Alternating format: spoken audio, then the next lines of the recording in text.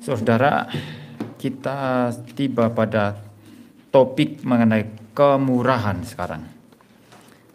Buah roh kemurahan di tengah-tengah dunia yang sangat-sangat egois, sangat-sangat mementingkan diri sendiri, sangat-sangat tidak mempedulikan orang lain. Kemurahan tentu adalah sesuatu yang sangat-sangat mahal.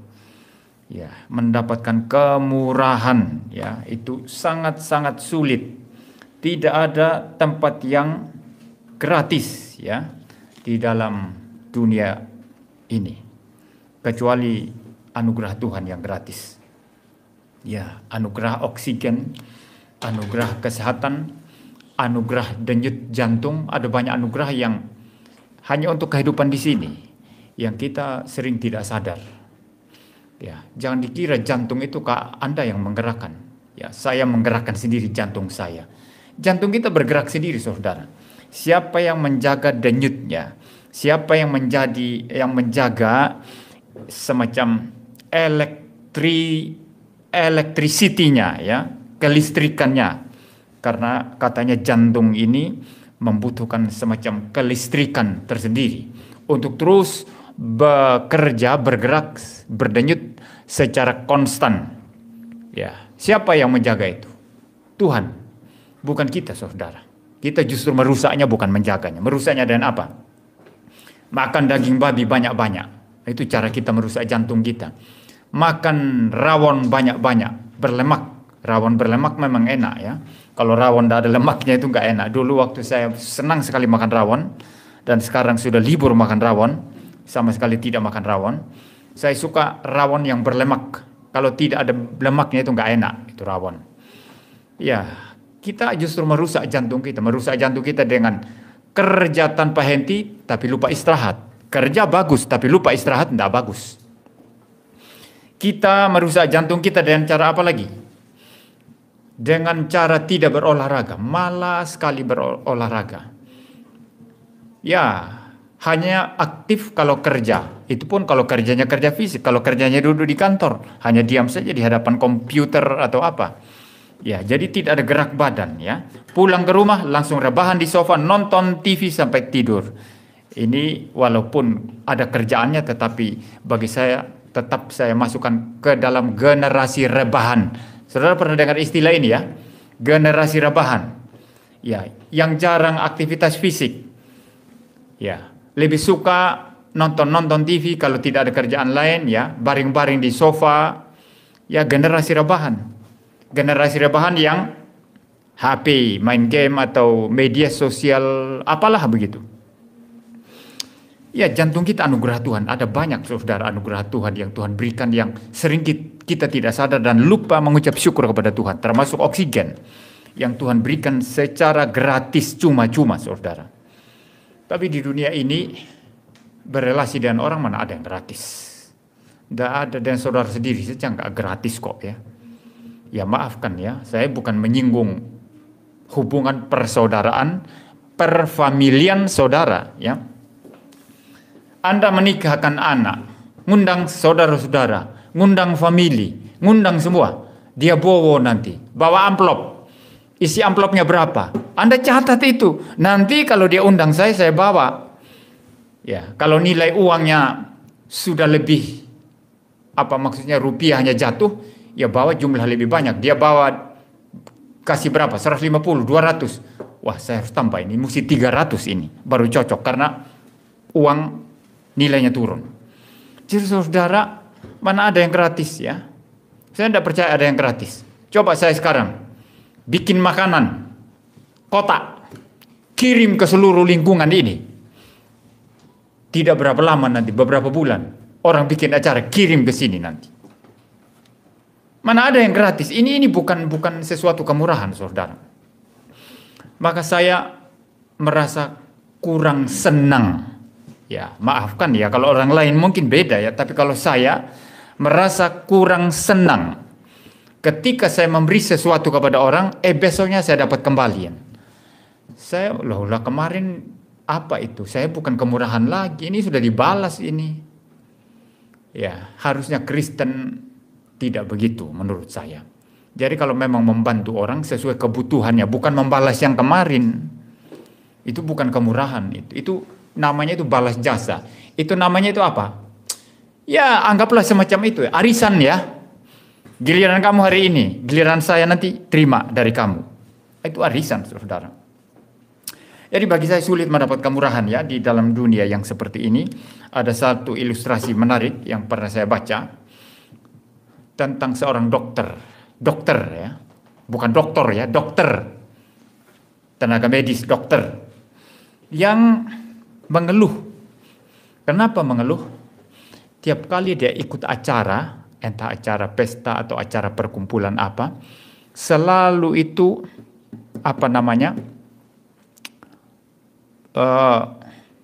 bidang keahliannya itu sebagai dokter dimanfaatkan orang-orang yang konseling penyakitnya secara gratis. Anda mana boleh secara gratis konseling penyakit ke dokter? Anda kan mesti datang di tempat praktek dia kan? Dia mulai periksa. Kalau dia sudah sangat ahli sekali, dia periksa hanya beberapa ini. Saya kasih resep ya. Nih, nanti beli di apotek. Berapa Pak? Sekian. Dikasihlah kita invoice, ya itu tagihan. Kita bayarlah. Mana ada konseling gratis sama dokter? Nah, kalau ada dokter datang ikut pertemuan lalu kita manfaatkan konseling gratis, ini namanya sejenis pelecehan sebetulnya. Pelecehan profesionalitas, pelecehan profesi. Tapi kalau pendeta ya tidak boleh, karena pendeta pelayanan ya. Jadi setiap kali ketemu orang-orang, kalau saya ya paling banyak jadi sasaran pertanyaan teologis. Oh itu ada Pak MYM. Tunggu nanti kalau sudah dia selesai seminar saya mau tanya. Di kepalanya sudah banyak. Saya tanya ini. Lalu dikerubungi orang. Mulai tanya. Ya seperti itu saudara. Mulai tanya. Jadi saudara ya pendeta memang seperti itu. Tapi kalau profesi seperti dokter, pengacara, Anda konsultasi gratis masalah hukum Anda, ini sebetulnya pelecehan saudara. Dan dokter ini merasa dilecehkan. Tiap kali ikut pertemuan atau acara yang bertemu dengan orang banyak, mesti ditanyai gratis gitu. Penyakit saya gini dok, gimana ini? Dia tentu nggak minta bayaran kan, bukan tempat prakteknya. Lalu suatu saat dia datang kepada pengacara, ketemu dengan seorang pengacara di satu tempat. Ada acara pesta atau apa. Lalu ngomong-ngomonglah dia dengan pengacara. Dia bilang kepada pengacara, Pak, saya sebetulnya merasa dilecehkan. Tiap kali ketemu orang manfaatkan kesempatan untuk konseling gratis mengenai penyakitnya. Ini pelecehan profesi katanya. Gampang itu kata pengacara. Gampang itu. Tiap kali ada orang ketemu konseling gratis, besoknya kirimi dia invoice tagihan tentang konseling kemarin. Dokter itu bagus juga, ide yang bagus ini ya. Ini saya harus lakukan ini katanya. Bagus ini. Jadi setiap kali ada orang sekarang tanya-tanya dikira gratis, kirimi dia tagihan nanti. Lalu kemudian setelah dia senang pulang ke rumah, besoknya dia dapat tagihan dari pengacara itu. Sudah paham ya maksudnya? Dia dapat tagihan dari pengacara. Iya, pengacara bilang, kamu juga nggak boleh gratis sama saya gitu. Kamu kan minta konseling sama saya, minta advice sama saya, nasihat. Saya sudah memberi nasihat hukum. Dia kirim tagihan, saudara. Ini ilustrasi ini bagi saya menyebabkan saya harus berpikir bahwa apa yang dikatakan orang itu tidak ada makan siang gratis, itu benar sekali itu. Tidak ada makan siang gratis. Nah di dunia yang seperti ini saudara, sulit kita menemukan kemurahan. Ya, tetapi apa itu kemurahan? Sesuai dengan yang diajarkan Alkitab. Ya, kalau kita melihat di dalam Galatia pasal yang kelima ayat yang ke-22, di situ ada salah satu buah atau lebih tepatnya salah satu aspek daripada buah roh, yaitu kemurahan. Nah, di dalam bahasa aslinya di situ ada istilah chrestotes ya. Yang dalam versi bahasa Inggris misalnya King James itu diterjemahkan sebagai kindness ya. Kindness ya. Kalau bahasa Inggris Anda berkata kepada seorang, "Oh, thank you. You are very kind." gitu ya. Very kind itu maksudnya kamu baik sekali ya. Ya, jadi kindness diterjemahkan sebagai kindness, orang yang baik hati. Murah hati begitu ya, baik hati ya. Nah, kalau di versi LAI diterjemahkan sebagai kemurahan. Ya, kemurahan. Sebelum saya lebih jauh, ternyata istilah kemurahan yang kita dapati di dalam bahasa LAI, versi LAI Indonesia, itu ada beberapa kata Yunani sebetulnya, saudara ya. Ada beberapa kata Yunani. Misalnya kita kalau membuka Lukas pasal 6 ya, ayat 36. Lukas pasal 6 ayat 36. Saya membaca di situ dikatakan, "Hendaklah kamu murah hati sama seperti Bapamu adalah murah hati." Hendaklah kamu murah hati sama seperti Bapamu adalah murah hati. Nah, istilah murah hati di sana di dalam Lukas 6 ayat 36 ini itu dari kata oiktirmones ya, oiktirmones ya. Yang kalau dalam versi New King James diterjemahkan sebagai merciful ya. Merciful. Jadi merciful ini sebetulnya bukan sekadar kemurahan begitu, tetapi ada mercy, ada belas kasihan. Merciful, berbelas kasihan ya. Ya bukan sekedar dalam istilah Indonesia kasihan ya. Kalau kasihan itu kadang-kadang dibuat jadi kalimat ya, kata untuk konotasinya untuk mengejek orang kan. Kasihan sekali nasibmu. Kasihan amat lu. Ya, mati aja lebih bagus. Sudah kurus, hitam, rambut keriting lagi gitu ya. Itu kalau saya sering begitu dulu, digitukan orang dulu ya. Yanto, kamu sudah tinggi, kurus kayak tiang listrik, hidup pula bikin sesak kota Malang katanya saudara. Saya pernah jadi pemuda di GPIB Malang ini ya, GPIB Emmanuel Malang di alun-alun itu saudara ya. Pernah jadi pemuda di sana. Itu tiap kali anak muda itu kan kumpul dari seluruh Indonesia itu. Ada Jawa, ada Ambon, ada Manado, Minahasa, ada Bataknya. Jadi kalau lihat saya ini, "Hei Yanto, apa kabar? Kamu ini kurus, tinggi, hitam, kayak tiang listrik, hidup lagi bikin sesak kota Malang." Saudara-saudara, bukan kasihan saudara ya, tapi belas kasihan. Nah, belas kasihan ini ada semacam gerakan dari dalam hati yang timbul belas kasihannya kepada orang lain. Dan di sana nanti muncul kemurahan. Saya harus bikin apa untuk orang ini? Saya harus buat apa untuk orang ini?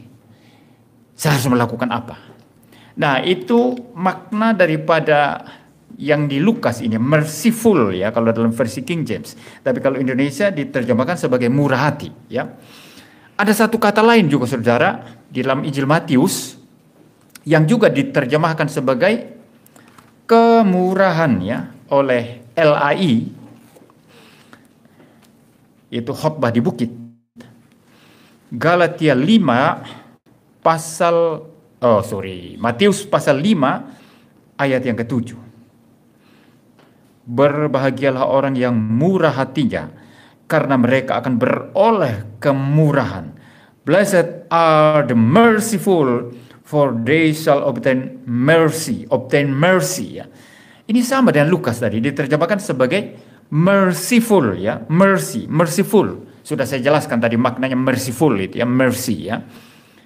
Tetapi dalam bahasa aslinya ini bukan oiktirmones seperti dalam Lukas tadi, tapi dalam Injil Matius ini dari kata Yunani elemones ya, elemones. Ya, ada sama-sama monesnya saudara ya. Walaupun ada sedikit perbedaan, tetapi itu diterjemahkan sebagai merciful. Nah, bagi saya baik istilah kindness ya yang kita baca dalam Galatia tadi sebagai buah roh ya, yaitu kemurahan yang diterjemahkan kemurahan dalam bahasa Indonesia, maupun yang kita baca dalam Injil Lukas atau Injil Matius, atau dalam istilah lain kita tidak sempat buka hari ini. Misalnya kalau saya tidak salah di surat Titus, Paulus bicara tentang eleos di sana. Ya, kemurahan. Tapi kemurahan sebetulnya bukan sekedar kemurahan, tapi merciful sebetulnya. Lebih tepatnya itu merciful, ya, merciful, belas kasihan. Ya, itu yang menyebabkan ada nama gereja Eleos, ya, diambil dari situ, kemurahan Allah, belas kasihan Allah, begitu. Jadi saudara, itu kata-kata mengenai kemurahan di dalam Alkitab. Dan kalau saya menggabungkan semua ini, mengkombinasikan semua ini, berarti apa saudara? Satu keadaan hati yang mempunyai beban, ya, luar biasa, yang disetir oleh belas kasihan yang luar biasa untuk memperhatikan orang lain. Ya, dan tentu bukan hanya sekedar itu sebagai sesuatu suasana hati atau mood saja, tetapi itu nanti akan berimpak kepada atau berdampak kepada will atau kehendak, ya, kehendak untuk apa yang harus saya lakukan. Nah, ini baru kemurahan. Kalau cuma hanya ada belas kasihan tapi tidak ada tindakan, itulah namanya, itu hanya kasihan, ya. Ya, banyak orang bilang kasihan dia, ya. Kalau saya punya uang saya kasih dia, padahal dia punya uang saudara. Ya, tapi yang dia maksud punya uang mungkin tidak tahu apa, ya. Kayak saya ngomong sama anak saya tadi, ya. Ya, lihat di YouTube itu presiden itu pakai mobil itu apa namanya di jalan berlumpur di Lampung, ya. Tiba-tiba anak saya tanya, jumlah hartanya Jokowi berapa, ya, gitu. Saudara, jumlah uangnya Jokowi berapa? Ya, saya bilang menurut yang saya baca mungkin kira-kira 53 atau 54 miliar. Loh, sedikit sekali katanya. Saya kaget saudara. Sedikit sekali katanya. 53 miliar, sedikit sekali katanya. Saya bilang, loh kamu uangmu berapa kamu? Saya bilang, ya hanya 500 ribu punya saya uang katanya. Saya bilang 53 miliar itu dia katakan sedikit. Kenapa begitu? Bukan karena dia kaya. Papanya juga miskin sekali, ya. Ya, pendeta ini miskin sekali kan begitu, ya. Bukan karena papanya kaya atau dia kaya. Dia ngaku uangnya cuma 500 ribu, ya. Uang tabungannya mungkin saudara. Nah, maka saudara, kenapa dia bilang sedikit? Karena dia membandingkan. Ya, dia membandingkan dengan orang lain. Dia bandingkan dengan yang pemilik Google. Ya, dia bandingkan dengan itu. Siapa itu? Elon Musk, ya. Ya, pemilik apa itu? Elon Musk gitu, ya. Ya, atau iya Instagram mungkin, ya. Twitter mungkin juga. Atau yang itu pengusaha Cina kaya sekali itu siapa? Yang pendek. Bukan, Jack Ma. Jack Ma begitu, ya saudara, ya. Jadi ini relatif saudara. Bukan karena Pak Jokowi itu miskin, dia sudah kaya sekali itu 53 miliar, 54 miliar itu. Ya, pendeta harta 54 miliar itu enggak rasional buat pendeta, itu jauh sekali itu saudara, ya. Ya, walaupun mungkin karismatik banyak itu, ya. Banyak, ya. Jadi saudara, yang saya maksudkan di sini adalah kita butuh tindakan, ya. Bukan sekedar bicara atau ngomong, ya. Apalagi sekedar hanya membanding-bandingkan, ya. Ya, banyak orang berkhotbah membanding-bandingkan, ya. Misalnya begini, saudara. Saudara harus bersyukur. Bersyukur loh. Anda masih makan nasi. Anda masih punya uang beli apa-apa. Anda mau makan sate bisa beli sate. Ada orang lebih miskin loh. Tidur di kolong jembatan. Nasi pun nasi diambil dari kotak sampah. Bersyukur kita masih lebih baik. Nah, ini bukan kemurahan hati ini. Ini bersyukur karena membandingkan diri dengan orang lebih miskin, yang lebih tidak beruntung keadaannya, betul, ya? Itu bukan kemurahan hati itu. Ya, kemurahan hati itu adalah sesuatu beban yang besar sekali. Belas kasihan yang akhirnya menimbulkan kemurahan hati. Bagaimana saya harus menolong orang lain? Ada tindakan setelah itu. Bukan sekedar bicara kasihan. Ya, kasihan ya selesai kalau kasihan saja. Jadi saudara, kemurahan hati, kindness, ya, kebaikan hati, graciousness, ya, ataupun mungkin kata-kata yang ya berdekatan itu di eleos, ya, belas kasihan, merciful, atau yang lainnya saudara, itu menyangkut bagaimana kita bermurah hati di dalam batin kita dan berujung kepada tindakan yang nyata, ya. Dan yang kita bahas di sini adalah buah roh. Kalau buah berarti berbuah dia, dan berbuah di dalam tindakan. Orang bilang saya mengasihi, tapi tidak pernah ada tindakan mengasihi. Itu dapat disebut buah apa enggak? Aku punya buah, aspek buah roh sukacita, tapi mukanya kecut kayak, ya banyak orang Kristen muka kecut, ya. Ya, kecut sekali muka begitu, ya. Jadi orang mau lihat pun itu enggak ini, ya, enggak tertarik.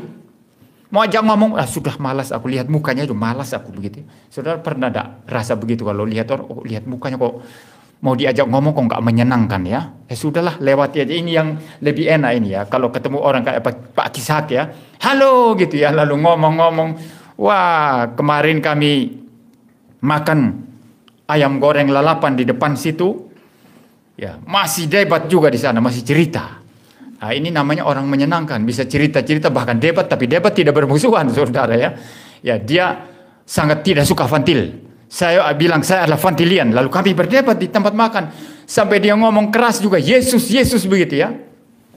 Saya lihat di samping yang dekat kita kemarin makan itu rata-rata mata sipit, ya. Ya, jadi saya rasa aman lah. Dia keras loh, teriak Yesus, Yesus begitu, ya. Jadi saudara, kita kan cenderungnya sukanya yang begitu kan. Kita ngomong nyambung, ngomong senang kan gitu. Tapi kalau orang mukanya kecut begitu, bagaimana orang itu disebut punya buah roh sukacita? Saya tidak percaya. Namanya buah itu berbuah dalam tindakan, dalam hidup. Memang berawal dari batin, dari sikap hati, suasana hati, sikap hati, lalu muncul keluar, saudara. Ya, demikian juga dengan kemurahan ini, saudara. Demikian juga dengan kemurahan. Kemurahan itu adalah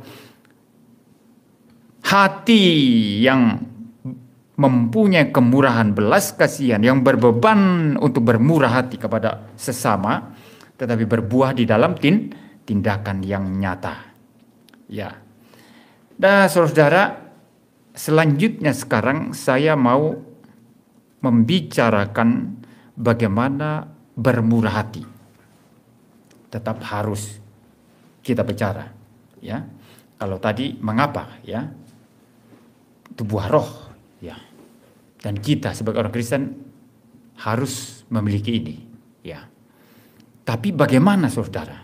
Kalau kita tidak tahu bagaimananya, kita bisa dipermain-mainkan nanti. Sama seperti minggu lalu saya khotbah tentang kesabaran. Kesabaran yang tanpa batas itu bisa menjadi peluang bagi orang lain untuk mempermain-mainkan kita. Dah, bagaimana itu mengampuni? Bermurah hati sebetulnya. Ya, ada beberapa hal, saudara, ya. Yang pertama-tama perlu kita catat di sini adalah kepekaan. Banyak orang membantu orang yang salah, tapi dia tetap merasa senang, dia kira sudah bantu orang, Tuhan sudah berkenan kepada saya. Mungkin Tuhan jijik karena dia membantu yang salah. Ya, maka perlu kepekaan, saudara. Anda bantu orang, dan bantuan ini tidak harus bersifat, ini nanti saya bahas, ya, tidak harus bersifat material, ya.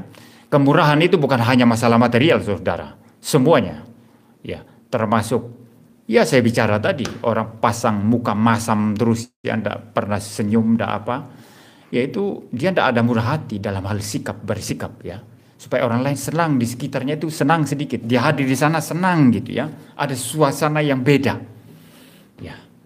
Tapi kalau dia masuk langsung tegang semua, aduh, diam. Jangan salah ngomong lah. Salah ngomong sama bapak ini, dia hajar kamu nanti. Wah, kalau sudah kayak gitu, saudara, ini orang gak ada kemurahan. Tidak ada kemurahan dalam bersikap, saudara. Ya. Nah, mari saya kembali lanjutkan, saudara. Kepekaan, ya. Jadi harus peka bagaimana kita bermurah hati. Tanpa kepekaan kita bisa salah bermurah hati dan bisa dipermain-mainkan. Dan ternyata kita bukan sedang melayani Tuhan, bukan menyenangkan Tuhan, tapi membesarkan perut setan. Ya. Bantu dia, saya belas kasihan sama dia. Sebetulnya dia tidak butuh, tapi kita yang tertipu. Kita terus sokong-sokong, kita yang tertipu. Mas Firman pernah punya pengalaman ya bersama saya. Saya pernah punya teman waktu saya masih muda. Teman main musik, teman main band, ya. Ketemu setelah saya jadi hamba Tuhan, saya ajak dia ke gereja, ya. Saya injili bersama keluarganya, ikut kebaktian. Tapi saya lihat dari itunya, dari ya gayanya, sikapnya, seperti memang memanfaatkan orang, gitu ya. Suka minta, suka menunjukkan wajah belas kasihan supaya kita membantu nanti, terutama dalam hal uang, gitu ya. Nah, saudara Firman, ya, guru Injil Firman ini kan masih muda sekali waktu itu. Masih hanya baru berumur berapa tahun, 20 tahun atau 19 tahun. Lalu teman ini tadi akhirnya berpura-pura menunjukkan wajah yang susah, sedih. Dia sharing begini. Lalu Pak Firman serahkan apapun. Semua diserahkan. Laptop, motor, uang. Dan akhirnya orang itu pergi. Ya, seperti itu, saudara. Jadi kita butuh kepekaan. Ya. Butuh bijaksana. Butuh orang ini perlu dibantu atau tidak. Kalau tidak perlu dibantu, tidak perlu dibantu. Walaupun dia nangis-nangis, saudara. Karena kalau kita membantu dia, bukan sedang menyenangkan Tuhan. Dan ini sering terjadi dalam gereja-gereja karismatik. Oh, pendeta sharing sambil nangis-nangis kan. Dan air muka seolah-olah memang perlu disokong ini. Pelayanan ini perlu kemurahan hati. Kita perlu memberi banyak. Pendetanya mungkin sambil nyanyi-nyanyi, memang pintar mempermainkan emosi jemaat. Ya, sambil tangannya gini-gini, ya. Lalu kemudian jemaat, saya harus bermurah hati sekarang. Saya dukung pendeta ini, saya dukung pelayanan ini, apapun saya harus berikan. Mulai rundingan suami istri, berikan apapun. Tapi pendeta ini ternyata pendeta tidak beres. Menggunakan seluruh uang persembahan jemaat untuk memperkaya diri, untuk membeli barang-barang mewah, istrinya pakai tas mewah. Ya inilah ditipu. Anda bermurah hati dengan atau terhadap orang yang salah. Anda bermurah hati terhadap orang yang tidak beres, ya, pendeta yang tidak beres. Jadi saudara perlu kepekaan, itu pertama. Kedua, saya katakan tadi bukan hanya dalam hal materi ya, tetapi dalam sikap kita dan terutama sebagai orang Kristen di dalam hal bagaimana memberikan pengampunan. Ini perlu kemurahan. Pengampunan itu memerlukan kemurahan. Kemurahan hati. Orang yang sulit untuk mengampuni kesalahan orang lain adalah orang yang tidak mempunyai kemurahan hati. Ya. Ada banyak orang Kristen tinggal di dalam ketiadaan kemurahan hati. Ketiadaan belas kasihan. Ketiadaan merciful, saudara. Tapi dia tidak sadar bahwa dia sudah mengalami kemurahan Tuhan. Atau mungkin dia belum pernah mengalami kemurahan Tuhan. Maka dia tidak bisa bermurah hati kepada orang lain. Dia suka simpan kesalahan orang lain sampai mati. Bagi saya, kalau ada orang Kristen menyimpan kesalahan orang lain sampai mati tidak ada pengampunan, ini hanya membuktikan dia bukan orang Kristen. Hati-hati saudara, ini bukan orang Kristen. Ya, orang Kristen mesti mengampuni, sulit pun tetap harus mengampuni. Ya, di sini sebetulnya kemurahan hati kita diuji. Dan bagi saya ujian ini lebih tinggi daripada hal memberi materi. Kalau engkau punya uang gampang memberi kan? Ya, gampang kan memberi, tidak sulit. Tidak sulit. Hanya perlu sedikit kemurahan hati. Hanya perlu sedikit beban dalam hatimu. Lalu engkau memberi karena engkau punya.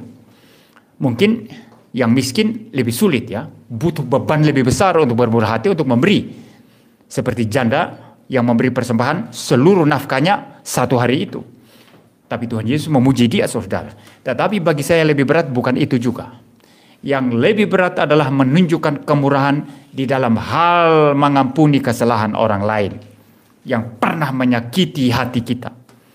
Kalau Anda belum sampai kepada sana, saya berani yakin, ya, saya yakin, jangan yakin mengatakan Anda belum mempunyai kemurahan buah roh. Mengampuni saudara. Saya pernah dipukul orang.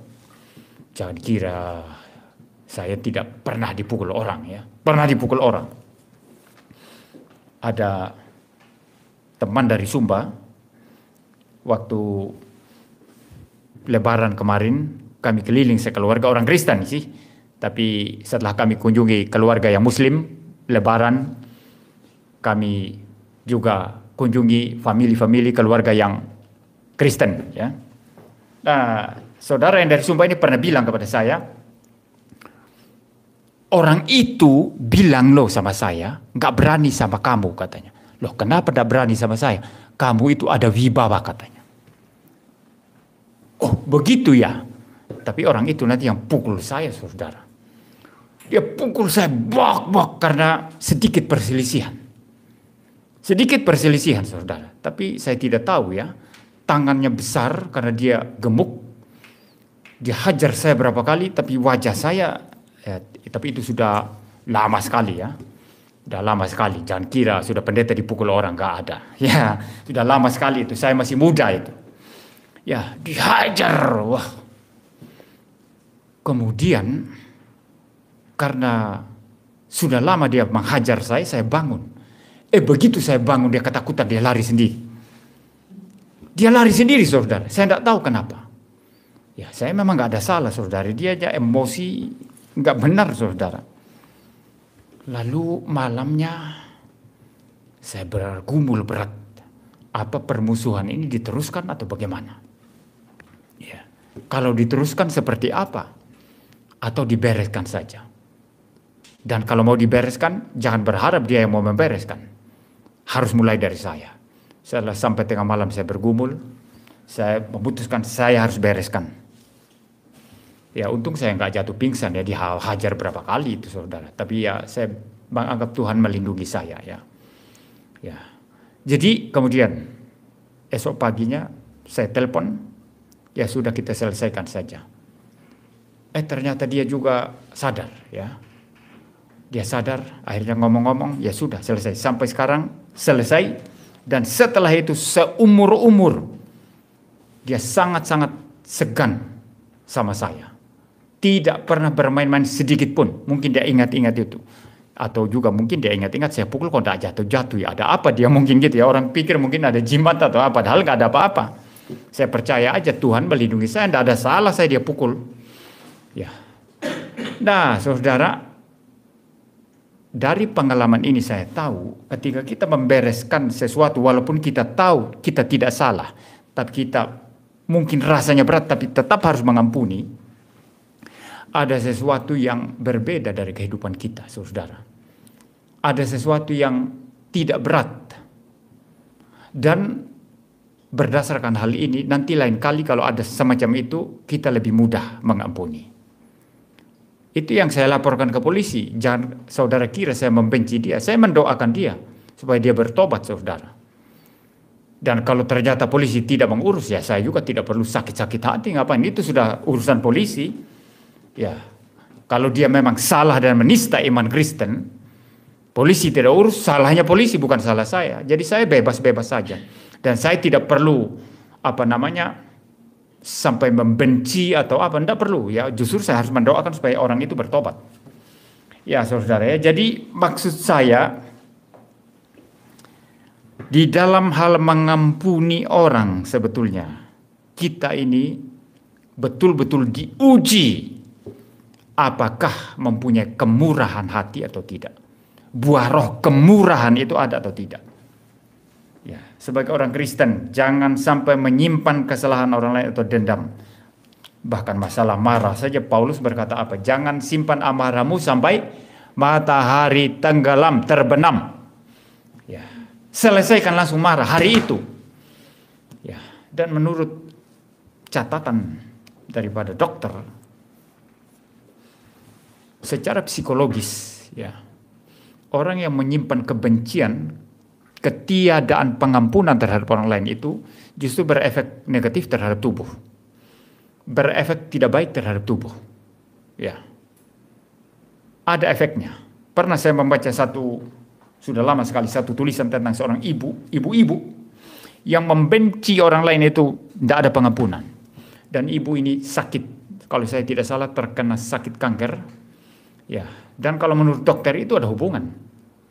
Ya. Karena sebetulnya waktu kita membenci orang lain yang rugi siapa? Bukan dia loh, kita loh yang rugi. Bukan orang itu. Orang itu bebas saja. Waktu Anda benci dia setengah mati. Dia apa? Dia rontok giginya apa enggak? Ini bulu matanya jatuh apa enggak? Enggak ada, dia enak-enak makan sate sama anaknya, guyon sama anaknya. Tapi kamu yang sekarat di kamarmu. Kenapa orang ini yang muncul lagi di TV? Itu kalau artis-artis ya. Kalau dia lagi yang muncul, kok bukan saya.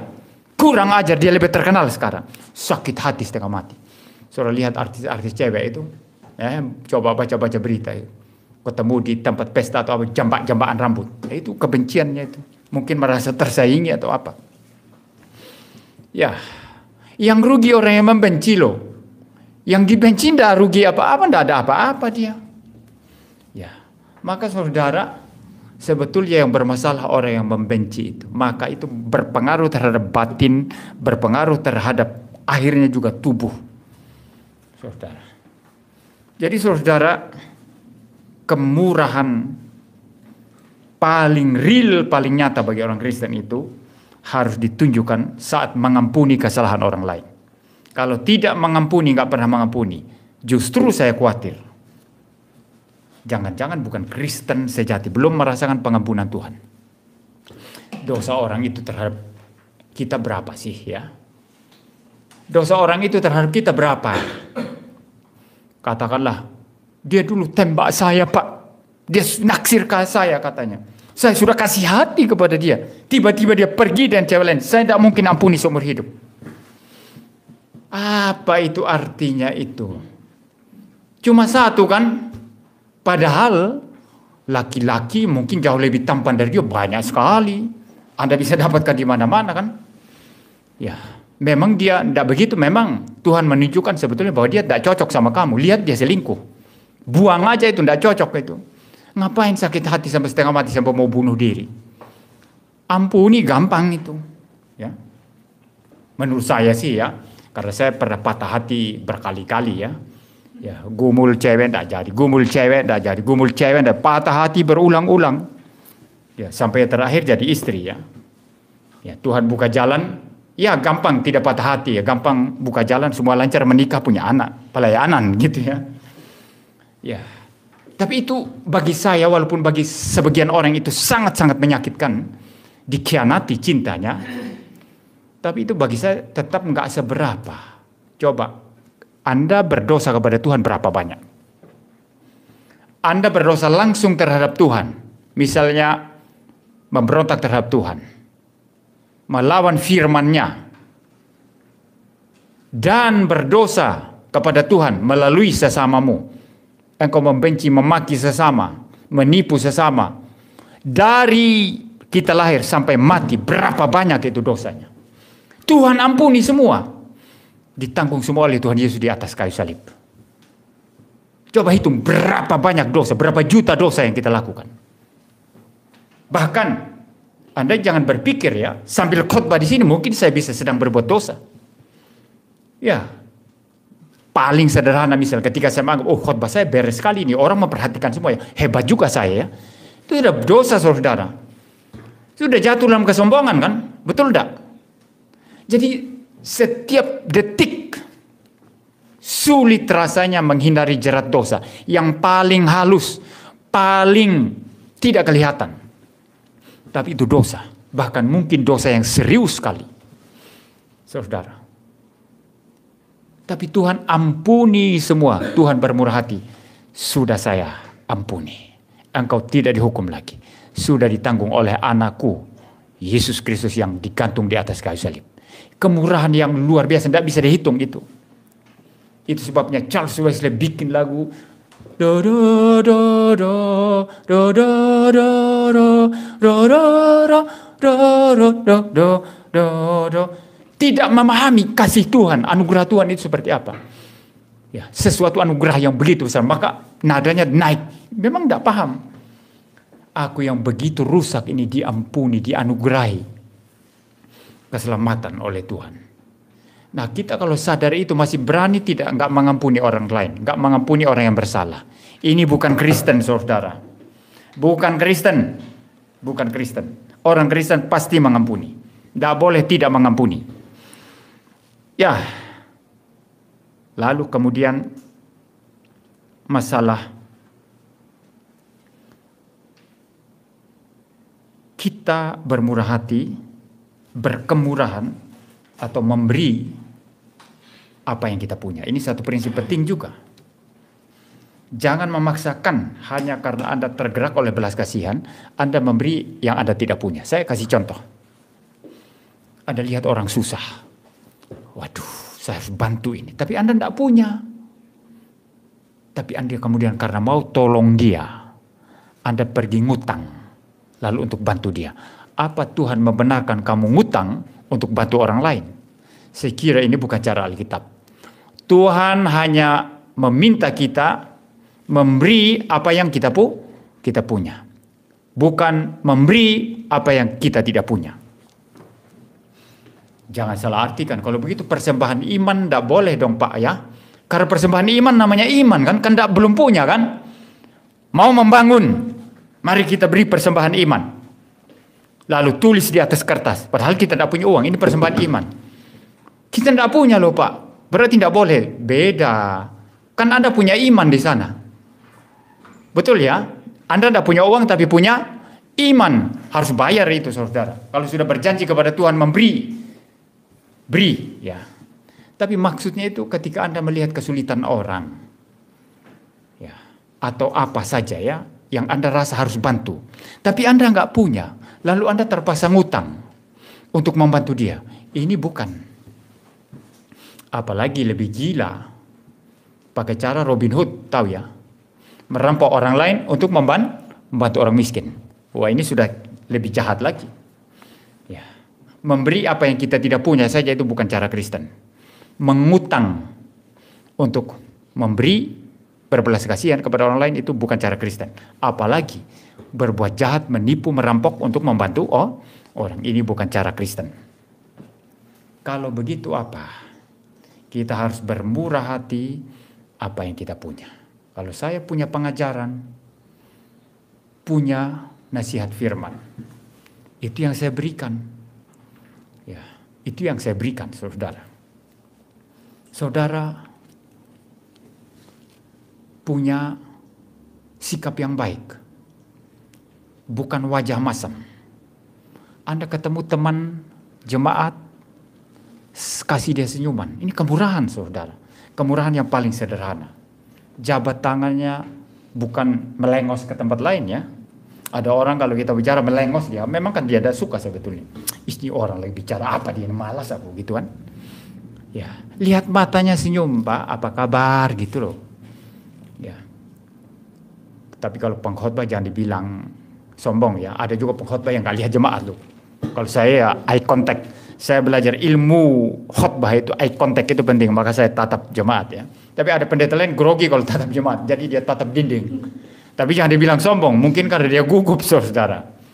Tapi dalam pergaulan kita, kalau Anda mempunyai kemurahan seperti ini saja, itu sudah bagus. Berikan itu.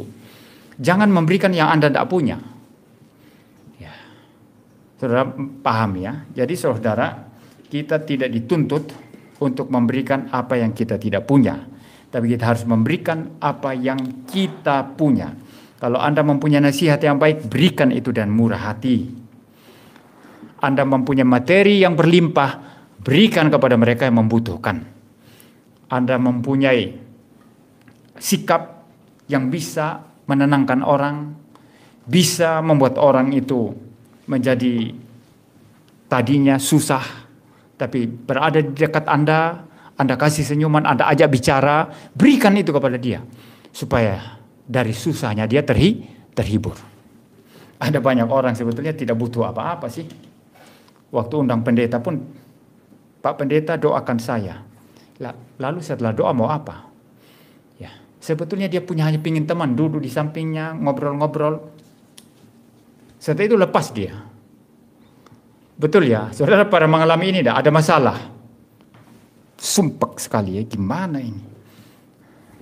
Tapi kemudian dapat teman ngobrol-ngobrol, semua keluh kesahnya dilepaskan, habis itu lega.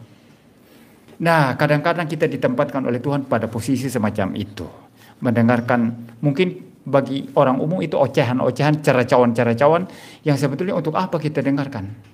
Tapi orang ini butuh didengarkan. Ya, ketika ada orang mendengarkan dia, hatinya terhibur. Kalau Anda punya itu, berikan itu. Apa saja. Ini yang namanya kemurahan. Biarlah kiranya buah roh, kemurahan ini boleh hidup dalam diri kita sebagai orang Kristen. Dan biarlah kita semakin memuliakan Tuhan dan Juru Selamat kita, Yesus Kristus. Dengan menghadirkan buah roh di dalam kehidupan kita setiap hari. Dan kita boleh disebut sebagai anak-anak Bapa kita di sorga. Hendaklah kamu bermurah hati karena Bapamu di sorga murah hati. Mari kita berdoa. Bapa di surga, terima kasih untuk firman-Mu. Biarlah kami pulang membawa firman Tuhan ini. Mempunyai kemurahan hati. Mempunyai belas kasihan kepada sesama kami. Biarlah kami tidak menyimpan kesalahan, tidak mendendam, tapi senantiasa selalu mengampuni. Biarlah kami juga memberikan apa yang kami punya. Dan tentu semua di dalam kepekaan dan bijaksana yang sejati. Terima kasih Tuhan. Biarlah kami hidup sedemikian. Dalam nama Tuhan Yesus Kristus kami berdoa. Amin.